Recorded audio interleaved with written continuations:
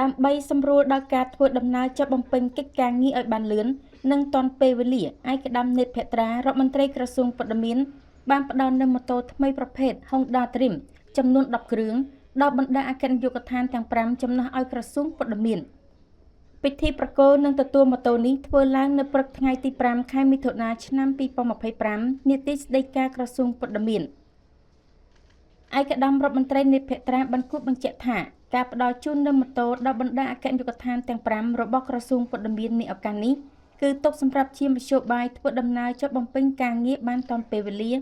និងជាការលើកទឹកចិត្តចំពោះដល់មន្ត្រីដែលបានខិតខំប្រឹងប្រែងក្នុងការបំពេញកិច្ចការជូនអគ្គនាយកដ្ឋាននីមួយៗក្នុងក្របខ័ណ្ឌក្រសួងព័ត៌មានឯកឧត្តមរដ្ឋមន្ត្រីបានផ្ដាំផ្ញើដល់មន្ត្រីដែលមានភារកិច្ចបំពេញកិច្ចការងារដោយប្រើប្រាស់មធ្យោបាយម៉ូតូនេះធ្វើដំណើរទៅវិញទៅមកត្រូវជួយថែរក្សាឲ្យបានល្អដើម្បីការប្រើប្រាស់ជាផលប្រយោជន៍រួមបានយូរអង្វែងម៉ូតូទាំង10គ្រឿងនេះត្រូវបានបែងចែកដល់អគ្គនាយកដ្ឋានទាំង5ចំណុះឲ្យក្រសួងព័ត៌មានរួមមានអគ្គនាយកដ្ឋានទូរទស្សន៍ជាតិកម្ពុជាអគ្គនាយកដ្ឋានវិទ្យុជាតិកម្ពុជាអគ្គនាយកដ្ឋានទីភ្នាក់ងារសារព័ត៌មានកម្ពុជាអគ្គនាយកដ្ឋានព័ត៌មាននិងសោតទស្សន៍អគ្គនាយកដ្ឋានរដ្ឋបាលនិងហិរញ្ញវត្ថុ